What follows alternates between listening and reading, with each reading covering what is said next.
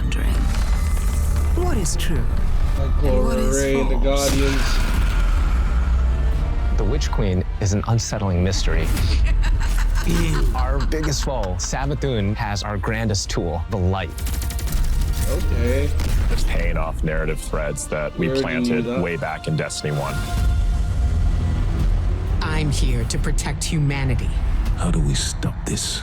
The stakes in the universe are rising, and it's the greatest challenge that we've ever Guardians, faced. the Vanguard again together. Shedding that dogma of light equals good, darkness equals bad. We're really entering the mists and trying to seems like it's discern what's in focused front of around us and Ikora, what's right? lurking just underneath the surface. What is your truth World now? gods, I think, those There are a lot of bombshells in the Witch Queen narrative. And that's just scratching the surface of It looks what a we're lot going more to get into this cinematic. year. I'll say that.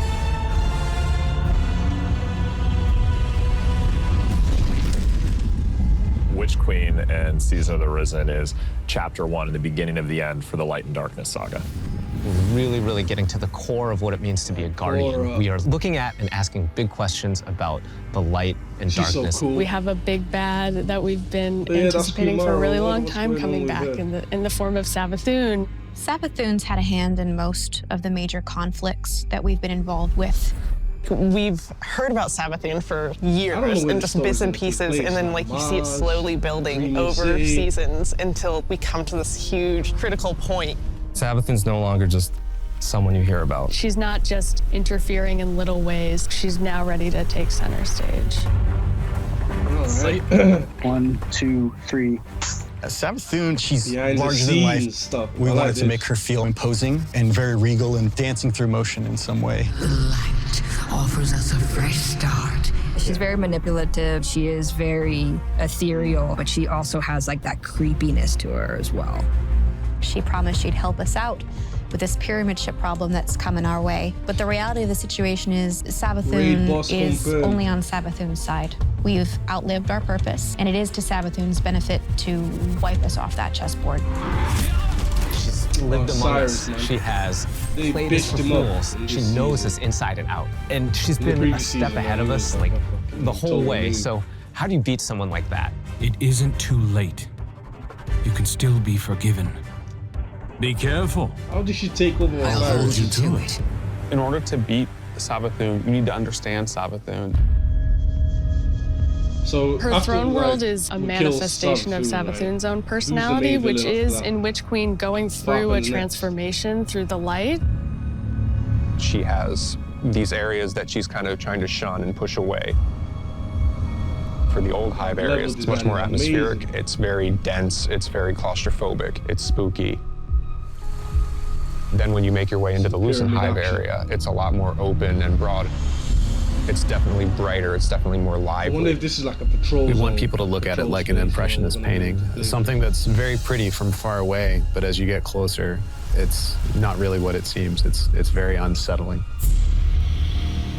Horror You're vibes. looking at shapes, you're looking at these things within the world, and you're not entirely sure what they are, and you have to get close and you have to Well, this has to be a investigate. patrol space. It looks What's massive. really going to be exciting for players is that they're going to get to play that part of psychic detective, trying to solve the many mysteries of the throne world.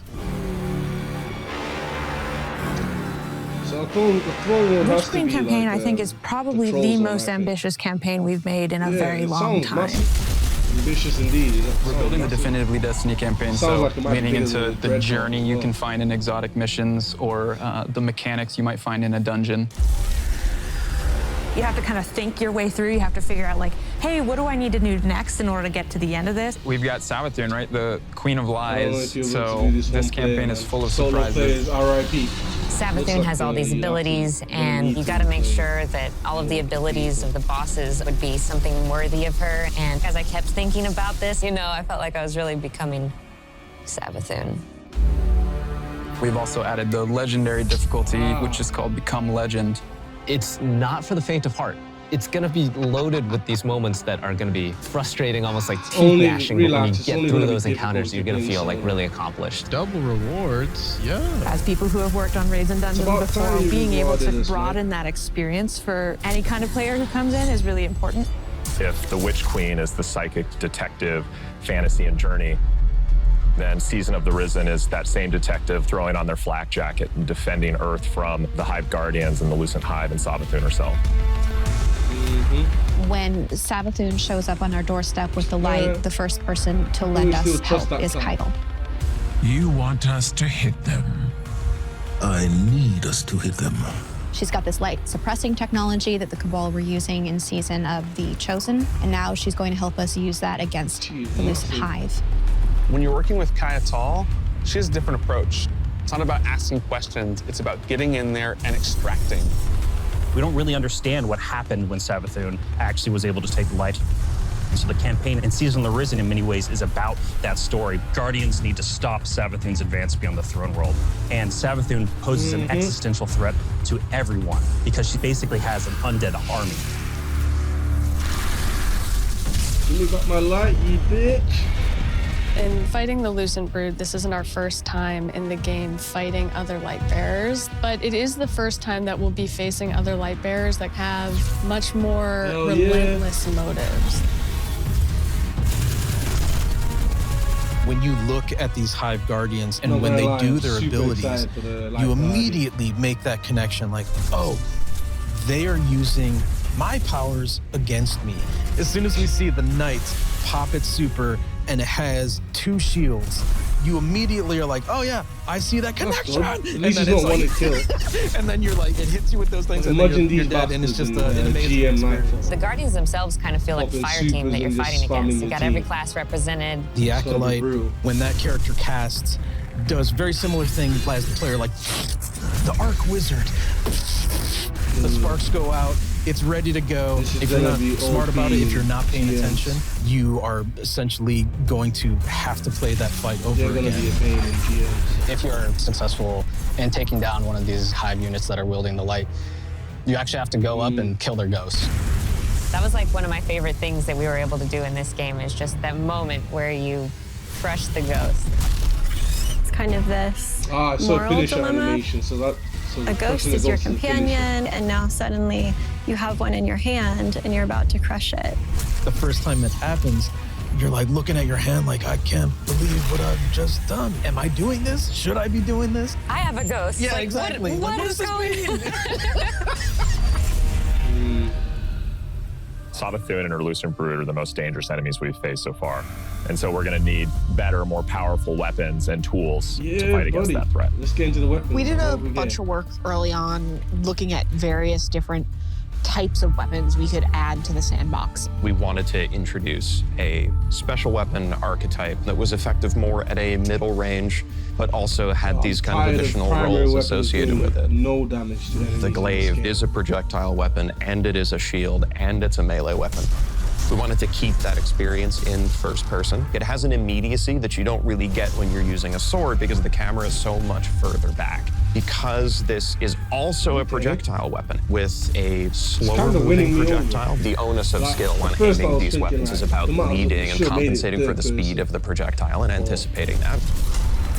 If you're in a really difficult encounter and one of your teammates dies somewhere out in the open where you normally wouldn't be able to get to them, you can bring that shield up and actually get the revive and then fall back. Glaives originate with Savathun trying to steal an extremely powerful weapon for her own use, and players will use the weapon crafting recipes that they find throughout the campaign in order to reconstruct this incredibly powerful and incredibly ancient weapon. When you put together your glaive in the campaign, you just get a taste that that's what you want to do for the rest of the weapons that you get. Weapon crafting lets you target a specific role and go and build that, and you know how long it's going to take you to get there, and you get exactly the thing that you want. I really want to see what people do with it and like the feedback that we're going to get and people sharing all of the things that they're doing with that new system. You're creating your guardian, and you want to be able to shape your guardian into what you want them to be. And this gives us a great opportunity to continue to do that. I don't know, man. I don't know. This is a really big season for weapons in particular. We've got 8 brand new exotics. The Osteo-Streaker exotic submachine gun. This is something which Guardians have made, but it's modeled after weapons of sorrow, like Thorn and Touch of Malice. Fires swarms of tiny homing projectiles that land on a target and then explode in this poison burst. We have an exotic machine gun where the whole idea is be the Colossus. You can launch a barrage of up to 20 homing missiles. It's a comical amount of projectiles on the screen. Whoa. We're doing an exotic glaive for each class this time, and the exotic perks tie deeply into the mechanics of the classes. We think they're going to be really cool additions to build crafting. Let me all see that bubble, man. We've got, you know, the usual suite of raid weapons, destination, activity, seasonal. I recounted it this morning, and I think it's about 50 new weapons. You're going to have 2 new exotic armors for each class, totaling 6, 1 stasis, 1 non-stasis. The Titan stasis exotic casts your barricade, and instead of, you know, this traveler's light and the rally barricade, you create a giant wall of ice. Even though this thing is massive, you still get all the benefits of a rally barricade. Okay. One guardian. Void exotic. We called them the Devouring Rift legs because we wanted Empowering Rift to feel like it had a place in endgame content the way that Healing Rift does. Empowering Rift doesn't heal you. Well, what if it did? So now it's going to be able to heal you. In Season 16, you're going to see a massive revamp to the Void subclass system across all 3 classes. This is a huge update and will allow players to build craft in ways that they've never done before. One of the things we wanted to do is create a core set of verbs like we did with Stasis. Anyone can run suppressors now. I think that's the pretty cool thing to be able I'm going to be running suppressor grenade prom. No! We wanted you to feel like you were the energy vampire. Feel like you were the nice stuff. Feel like you were that protector, that big sentinel titan. So you're going to see things like Bastion, a new Titan aspect, where you take your big old sentinel shield, slam it into the ground, and create this void barricade that's going to apply overshield to you and your buddies. My favorite aspect is probably Child. I don't like that everyone's got As this warlock now, controlling space and time, I'm able to rip a hole into another dimension and then pull out this little like sentient black hole. Whenever I target an enemy, my little black hole buddy is going to fly over there and start draining their life force. The Void 3.0 update is really setting the stage for see. how Maybe we're thinking about updating subclasses for the rest of the year. We're going to extend this philosophy to Solar and Arc. Solar obviously is going to be about burning, but there's this other component to Solar, and that's healing. Arc is all about chaining. It's all about lightning, direct attacks, quickness. We're going to take the fantasies that you know and love today. We're going to embellish them. So what you'll see is like all of the new abilities, all the new actions you take, reinforce that to the core. Pretty excited about it. Witch Queen is very much the culmination of the last 6 to 7 years of just Destiny all together. And really, this is starting the road to the final showdown. But things aren't necessarily just dark and light anymore. There's a lot more nuance in the game. It's going to be a real fight. Players have something that they're really going to be challenged by. I can't wait for everyone to find out what's been going on with Savathun. Like, I'm excited. You Guardians are so clever, aren't you? From the drone world to the campaign to the customizable build crafting, it all comes together to make Destiny feel really new and fresh. We've got more Destiny coming this year than any other year before. It's one of the most ambitious releases we've ever put together, and the team is firing on all cylinders. Tell me, Guardian, what do you think you're going to do? I don't know what that was at the end. Were those finishes or just special moves or something? Well, I'll say this though, like, you know, Destiny, man, they know how to build up hype for the, you know, with the trailers. They know how to build up the hype. Even though, like, it might disappoint you sometimes, but so I don't know what to expect in this new season. I'm thinking it's going to be great. Like, you know, there's going to be a lot of players coming to the season. No idea what's going to happen in the story. Not no lore expert, but Ikora. I'm guessing Ikora has something to do with it. Like, you know, all the Vanguard. Who knows what's going to happen with them. All of them seem to be involved to some extent. And then Savathun, I guess she's going to be the new boss. She's the new raid boss they've been building up to. So, yeah, we're going to take her down, you know. No big deal. Raid boss, day one. Gonna take her out. But I wonder what's going to happen if they're going to progress the story of the pyramid ships. I don't know what's going on with them. Like, is there another evil big bad after the pyramid ships? I mean, after Savathun, is the pyramid ships like the next big bad? What's going on with them? Yeah, it looks great, man. There's like loads of new things, like, you know, Void 2.0, or is it 3.0? But I didn't like the fact that they got suppressor grenades, that everyone can run that now. I hope not, but if that's the case, the Titan feels less and less special every day, you know. I don't know, but we'll see how the changes come up in a few days. Vault space is still going to be an issue. Like, I'm at 490 items in my vault space out of 500.